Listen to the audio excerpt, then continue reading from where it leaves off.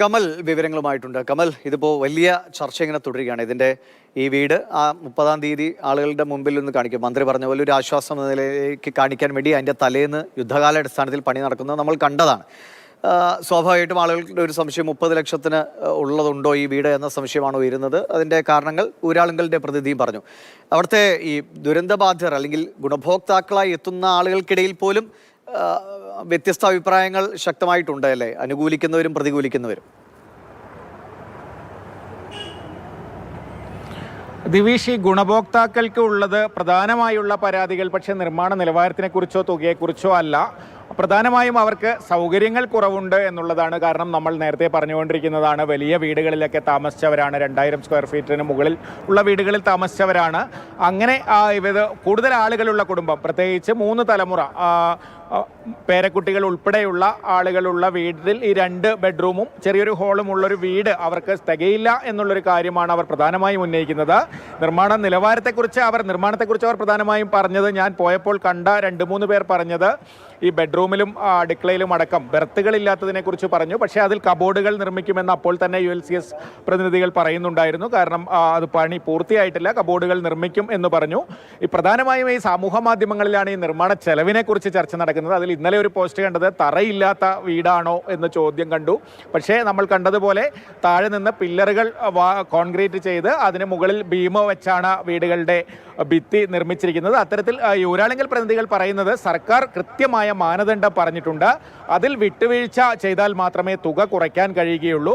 മാത്രമല്ല, ഈ വീടിന് മാത്രമായി ഒരു തുക സർക്കാർ ആ എഗ്രിമെന്റിൽ പറഞ്ഞിട്ടില്ല. ടൗൺഷിപ്പ് മൊത്തത്തിൽ എല്ലാ സൗകര്യങ്ങളോടും കൂടിയ ഒരു ടൗൺഷിപ്പ് നിർമ്മിക്കാനാണ് കരാർ ഒപ്പിട്ടിരിക്കുന്നത് എന്നും ഈ സൊസൈറ്റിയുടെ പ്രതിനിധികൾ പറയുന്നു.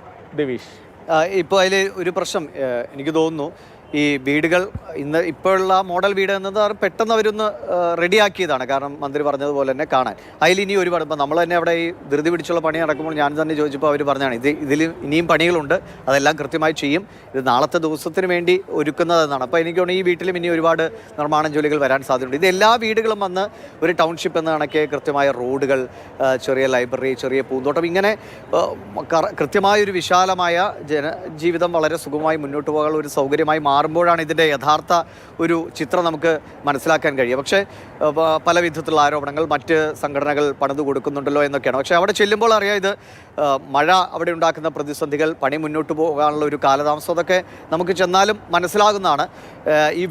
ഇതിലെ ഒരു പ്രധാന പ്രശ്നം എന്ന് വെച്ചാൽ വിവാദങ്ങൾ മാറിയിരിക്കട്ടെ, ആളുകൾക്ക് എത്രയും വേഗം അവിടെ ഒരു സുരക്ഷിതമായ സ്ഥാനം ഒരുക്കട്ടെ എന്ന് കരുതിയാണ് എനിക്ക് തോന്നുന്നു പ്രതിപക്ഷ നിരയിലെ പലരും പോലും കൂടുതൽ ഇതിനെ വലിയ വിമർശിച്ചൊക്കെ രംഗത്ത് വരാത്തത്. എല്ലാവരും ഒരുമിച്ച് അവർക്കൊരു കൂടൊരുക്കുക എന്നത്. അപ്പോൾ ആ നിലയ്ക്ക് മുന്നോട്ട് പോകുമ്പോൾ ഈ വിവാദങ്ങളൊക്കെ, അതിൽ ഉന്നയിക്കുന്ന പ്രശ്നങ്ങളെ അതേ നിലയിൽ പരിഗണിച്ച് മുന്നോട്ട് പോകാനാണോ സർക്കാരും ഈ നിർമ്മാണ കമ്പനിയും ഒക്കെ ആലോചിക്കുന്നത്? കാരണം എത്രയും വേഗത്തിൽ വീടുകൾ എത്തുക എന്നതൊരു പ്രധാനപ്പെട്ട കാര്യമാണല്ലോ.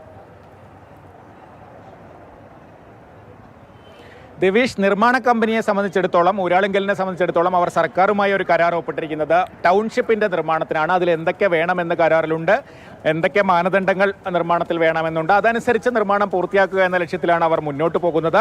ഈ വിവാദം ഉയരുന്നത് പ്രധാനമായും ജനശബ്ദം ആക്ഷൻ കമ്മിറ്റിയുടെ നേതാവ് കൂടിയായിട്ടുള്ള ഷാജിമോൻ ചൂരൽമല, അദ്ദേഹം ഒരു ബിൽഡിംഗ് കോൺട്രാക്ടർ കൂടിയാണ്.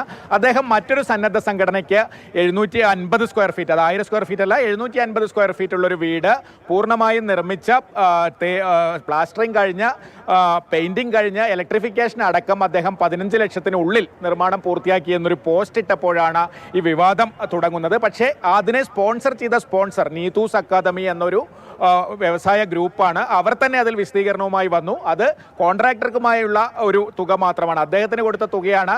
വീടിനും മറ്റ് അനുബന്ധ സൗകര്യങ്ങൾക്കും അതിൽ കൂടുതൽ തുക വന്നു എന്ന് പറഞ്ഞ് അവർ തന്നെ ഒരു പോസ്റ്റ് ഇട്ടു. അതോടുകൂടി യഥാർത്ഥത്തിൽ ആ വിവാദം അവിടെ തീരേണ്ടതാണ്. പക്ഷേ വിവാദങ്ങൾ സമൂഹ മാധ്യമത്തിൽ തുടരുകയാണ്.